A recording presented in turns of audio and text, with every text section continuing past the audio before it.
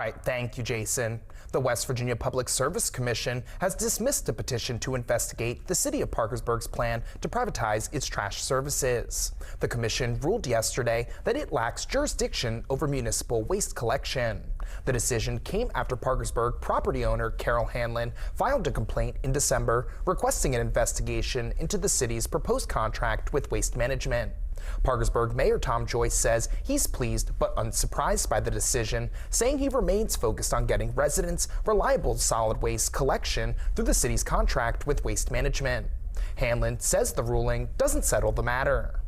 The PSC said that the city could sign the contracts. It did not say that the contracts were a good idea, a fair deal, or in the best interest of the citizens of Parkersburg.